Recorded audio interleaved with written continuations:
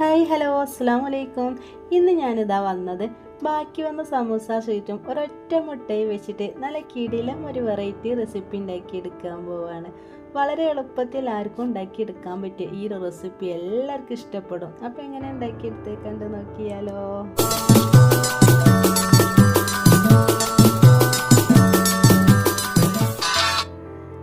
അപ്പോൾ ദാ ബാക്കി വന്ന സമൂസ സ്വീറ്റും ഒരൊറ്റ മുട്ടയും വെച്ചിട്ടുള്ള ഈ ഒരു കിടില റെസിപ്പി ഉണ്ടാക്കിയെടുക്കാൻ വേണ്ടിയിട്ട് ഞാൻ ഇത്രയും സമൂസ സ്വീറ്റ് എടുത്തിട്ടുണ്ട്. ഏകദേശം ഒരു 8-10 സമൂസ സ്വീറ്റ് ഉണ്ട് കേട്ടോ. നോമ്പിന് കൊണ്ടുവന്ന് ബാക്കി വെച്ചതാണ്. അപ്പോൾ എല്ലാവരും ഇതുപോലെ ഉണ്ടാക്കി നോക്കണേ. ഒരു വട്ടം ഇതുപോലെ ഉണ്ടാക്കി വീണ്ടും വീണ്ടും ഉണ്ടാക്കി നോക്കുക. അത്രയ്ക്ക് നല്ല ടേസ്റ്റിയാണ്, എളുപ്പമാണ് ഇത് ഉണ്ടാക്കിയെടുക്കാൻ.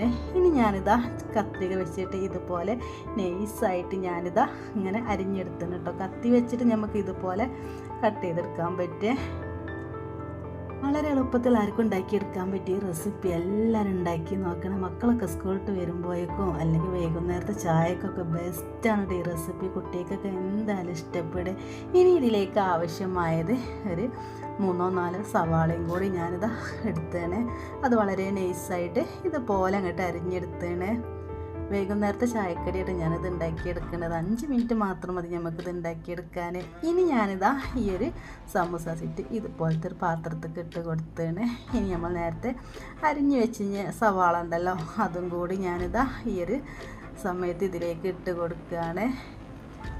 ഇനി നമുക്ക് വേണ്ടത് ഒരൊറ്റ മുട്ടയാണ് കേട്ടോ. ജസ്റ്റ് ഒന്ന് ഇതുപോലെ ഒരു സ്പൂണ് വെച്ചിട്ടോ തവി വെച്ചിട്ടോ ഇതുപോലെ നിങ്ങളുടെ ഇളക്കി കൊടുക്കണം. ഈ ഒരു സവാളയും ഇതൊക്കെ കൂടെ ഒന്ന് മിസ്സാവാൻ വേണ്ടിയിട്ടാണ് കേട്ടോ.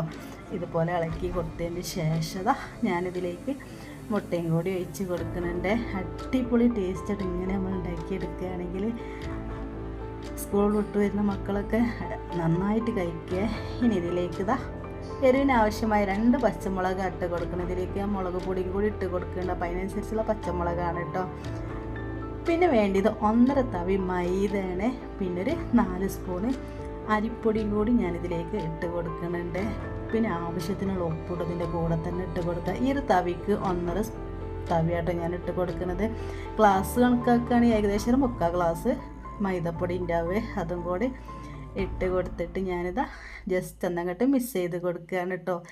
എളുപ്പമാണ് ഉണ്ടാക്കിയെടുക്കാൻ. പിന്നെ കുറച്ച് കറിവേപ്പില പിന്നെ മല്ലിച്ചപ്പ് നിങ്ങളെ കയ്യിലുണ്ടെങ്കിൽ ഇട്ട് കൊടുക്കുക കേട്ടോ. ഇല്ലെങ്കിൽ പ്രശ്നമൊന്നുമില്ല. ഞാൻ കറിവേപ്പില മാത്രം ഇതുപോലെ അങ്ങോട്ട് അരിഞ്ഞിട്ടിട്ട് ഇട്ട് കൊടുക്കുന്നുണ്ട്. പിന്നെ വറ്റൽമുളക് ഇതൊരു ഓപ്ഷണൽ ആട്ടോ. നിങ്ങളെ കയ്യിലുണ്ടെങ്കിൽ മാത്രം മതി. നമ്മൾ പച്ചമുളക് ഇട്ട് കൊടുത്തണല്ല. അപ്പോൾ എരിവൊക്കെ എത്ര വേണം അതിനനുസരിച്ച് ഇട്ട് കൊടുക്കുക കേട്ടോ. കാണാനൊക്കെ നല്ലൊരു മഞ്ചാണ് ഈ വറ്റൽമുളക് കൂടി ഇട്ട് കൊടുത്താൽ. നമ്മൾ ചുവന്ന മുളക് ഉണ്ടെങ്കിൽ ജസ്റ്റ് മിക്സിയിലിട്ടിട്ട് ഒന്നങ്ങോട്ട് കറക്കി എടുത്താൽ മതി. പിന്നെ വേണ്ടത് വെള്ളം കേട്ടോ. കുറച്ച് വെള്ളം ഒഴിച്ച് കൊടുത്തതിന് പിന്നെ കുറച്ച് മഞ്ഞൾപ്പൊടിയും കൂടി ഇട്ട് കൊടുത്തതിന് ശേഷം ആവശ്യത്തിന് വെള്ളം നിങ്ങളുടെ നനയുന്ന രീതിയിൽ അത്ര വെള്ളം കേട്ടോ. ഏകദേശം ഒരു ഗ്ലാസ്സോരം വെള്ളം ഞാൻ കുറേശ്ശെ ആയിട്ട് ഇങ്ങനെ ഒഴിച്ച് കൊടുത്തിട്ട് ഇതുപോലെ ഇങ്ങോട്ട് ഇളക്കിയെടുത്തിന്. ഇതിലേക്ക് ഞാൻ 1 സ്പൂണ് മുളക് പൊടിയും കൂടി ചേർത്ത് കൊടുക്കുന്നുണ്ട്. നല്ലൊരു കളറിന് വേണ്ടിയിട്ടാണ് കേട്ടോ. എരിവിനനുസരിച്ചുള്ള മുളക് പൊടി ഇട്ട് കൊടുക്കുക. നേരത്തെ നമ്മൾ 2 പച്ചമുളകെല്ലാം ഇട്ട് കൊടുത്തത്. അപ്പം നമുക്ക് അതിനനുസരിച്ച് എരി എത്ര വേണം അതിനനുസരിച്ച് ഇട്ട് കൊടുക്കുക കേട്ടോ. കുട്ടികളൊക്കെ ചെറിയ മക്കളൊക്കെ കഴിക്കാനുള്ളതുകൊണ്ട് എരി കൂടെ നോക്കണേ. അപ്പോൾ അതാ ചെറിയ സ്പൂണാണ്. ഈ 1 സ്പൂണിന് 1.5 സ്പൂൺ ഇട്ട് കൊടുത്തിട്ടുണ്ട് കേട്ടോ. വലിയ സ്പൂണാണെങ്കിൽ 1 സ്പൂണ് മാത്രം മതി. ഇങ്ങോട്ട് ഇതുപോലെ നന്നായിട്ട് അങ്ങോട്ട് ഇളക്കി കൊടുക്കുകയാണ്. ഇനി ഇത് റെസ്റ്റ് ചെയ്യാനോ ഒന്നും വെക്കേണ്ട ആവശ്യമില്ല കേട്ടോ. അപ്പം തന്നെ നമുക്ക് ഈ റെസിപ്പി ഉണ്ടാക്കിയെടുക്കാൻ പറ്റും. അതിന് വേണ്ടിയിട്ട് ഞാനൊരു ചട്ടി അടുപ്പത്ത് വെച്ചതിനിടയ്ക്ക് കുറച്ച് വെളിച്ചെണ്ണയും കൂടി ഒഴിച്ച് കൊടുക്കുന്നത്. ചൂടായതിന് ശേഷം കേട്ടോ ഈ ഒരു റെസിപ്പി ഉണ്ടാക്കിയെടുക്കുന്നത്. ഈ ഒരു സമയത്തിൻ്റെ വീഡിയോ ഒക്കെ നിങ്ങൾക്ക് ഇഷ്ടപ്പെടുകയാണെങ്കിൽ ഇപ്പം തന്നെ ഒരു ലൈക്ക് ചെയ്യണേ. പുതിയ കൂട്ടുകാർ കാണണ്ടേ, സബ്സ്ക്രൈബ് ചെയ്യാനും മറക്കരുത്. ഇനി ഇതുപോലെ ഇങ്ങനെ ഇട്ട് കൊടുക്കുകയാണ് കേട്ടോ. ചെറുതാക്കി നമ്മൾ പക്കാവട ഉണ്ടല്ലോ അതുപോലെ ഇട്ട് കൊടുത്താലും പ്രശ്നമൊന്നുമില്ലേ. ഞാൻ കുറച്ച് വലുതാക്കിയിട്ട് തന്നെ ഇട്ടിട്ട് കൊടുക്കുന്നത്. ഈ ഒരു വെളിച്ചെണ്ണയ്ക്ക് ഇങ്ങനെ ഇട്ട് കൊടുത്തതിന് ശേഷം 3-4 പ്രാവശ്യം അങ്ങോട്ടും ഇങ്ങോട്ടും ഇങ്ങനെ തിരിച്ചും മറിച്ചും ഇങ്ങനെ ഇട്ട് കൊടുക്കണേ. അപ്പോൾ അതിൻ്റെ ഉള്ളൊക്കെ നന്നായിട്ട് വെന്ത് കിട്ടും കേട്ടോ. എന്തായാലും ഒരു വട്ടെങ്കിലും ഉണ്ടാക്കി നോക്കണേ. അടിപൊളി ടേസ്റ്റ് കേട്ടോ. നമ്മൾ അരിപ്പൊടിയൊക്കെ ഇട്ടുകൊണ്ട് നല്ലൊരു മുരിച്ചിലോട് കൂടി തന്നെ ഇത് കഴിക്കാൻ നല്ലൊരു ടേസ്റ്റാണ്. അപ്പോൾ എല്ലാവർക്കും ഇഷ്ടപ്പെടും. അങ്ങനെ ഇതിലേക്ക് ഞാനിങ്ങനെ കുറേശ്ശെ ഇങ്ങനെ ഇട്ട് കൊടുക്കുക കേട്ടോ. ഇടുന്ന സമയത്ത് തീയൊന്ന് കൂട്ടി കൊടുക്കുക. പിന്നെ നമ്മൾ തീയൊന്ന് കുറച്ച് കൊടുക്കണേ. അല്ലെങ്കിൽ ഉള്ളൊക്കെ വെന്ത് കിട്ടാനൊക്കെ പ്രയാസമാവും കേട്ടോ. എന്നിട്ട് ഞാൻ 3-4 പ്രാവശ്യം ഇതുപോലെ ഇങ്ങനെ അങ്ങോട്ടും ഇങ്ങോട്ടും ഇങ്ങനെ മറിച്ചിട്ട് കൊടുത്തേണ്. സ്പൂണ് വെച്ചിട്ടോ ഇതുപോലത്തെ ഒരു തവി വെച്ചിട്ടോ എന്തായാലും പ്രശ്നമല്ല കേട്ടോ. ഇതുപോലെ ഇങ്ങനെ മറിച്ചിട്ട് കൊടുക്കണത്.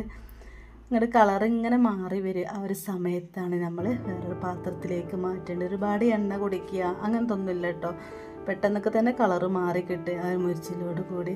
വൈകുന്നേരത്തെ ചായക്കൊക്കെ നമ്മൾ എന്താ ഉണ്ടാക്കുക എന്നൊക്കെ ഉണ്ടാവില്ല. അപ്പോൾ ഇതുപോലെ സമൂസ സീറ്റൊക്കെ കയ്യിലുണ്ടെങ്കിൽ പെട്ടെന്നൊക്കെ ഉണ്ടാക്കിയെടുക്കാൻ പറ്റും. ഒരുപാട് മസാലകളോ ഒന്നും നമ്മൾ ഇതിലേക്ക് ചേർത്തിട്ടില്ല കേട്ടോ. നമ്മളെ കയ്യിൽ എപ്പോഴുള്ള മസാലകളൊക്കെ വെച്ചിട്ടാണ് ഞാനിത് ഉണ്ടാക്കിയെടുത്തത്. ഇനിയിതാ അടുത്ത പ്രാവശ്യം ഞാനിതാ ഇതുപോലെ തന്നെ ഇട്ട് കൊടുത്തേണ്. ഇതിലേക്ക് ഞാൻ കുറച്ച് കരിവേപ്പിലയും കൂടി ഇട്ട് കൊടുക്കുന്നുണ്ട് കേട്ടോ. കളറൊന്നും അങ്ങോട്ട് മാറി വന്നതിന് ശേഷം കാണാനൊക്കെ നല്ലൊരു മൊഞ്ചാണല്ലോ. അപ്പം ചെറുതായിട്ട് എന്നങ്ങോട്ട് ഞെരിച്ചിലോട് കൂടിയാകുമ്പോൾ ഈ ഒരു റെസിപ്പി കൂടെ മാറ്റി വെച്ചാൽ മതി കേട്ടോ. കണ്ടില്ല, അടിപൊളി ടേസ്റ്റുള്ള നല്ലൊരു പലഹാരമാണ് കേട്ടോ. അപ്പോൾ ഈ റെസിപ്പി എല്ലാവർക്കും ഇഷ്ടപ്പെട്ടിട്ടുണ്ടാവുമെന്ന് വിചാരിക്കുകയാണ്. ഇഷ്ടപ്പെടുകയാണെങ്കിൽ വീഡിയോക്ക് ലൈക്ക് ചെയ്യാൻ മറക്കരുത്. പുതിയ കൂട്ടുകാരെ കാണേണ്ടത് സബ്സ്ക്രൈബ് ചെയ്യാനും മറക്കരുത്. ഇതുപോലെ ഉണ്ടാക്കി നോക്കിയിട്ട് അഭിപ്രായങ്ങളൊക്കെ നമ്മൾ കമൻറ്റ് ബോക്സിൽ അറിയിക്കണേ. ഇതുപോലെ വളരെ ഈസി ആയിട്ട് ഉണ്ടാക്കിയെടുക്കാൻ പറ്റിയ ഒരുപാട് റെസിപ്പികൾ നമ്മുടെ ചാനലിലുണ്ട്. കാണാത്തവരൊക്കെ ഉണ്ടെങ്കിൽ കണ്ടു നോക്കണേ. അപ്പോൾ ഇന്നത്തെ വീഡിയോ ഇത്ര തന്നെ ഉള്ളൂ കേട്ടോ. ഇൻഷാ അല്ലാഹ് ഇതുപോലത്തെ നല്ല നല്ല റെസിപ്പികളൊക്കെ ആയിട്ട് ഇനിയും വരാം.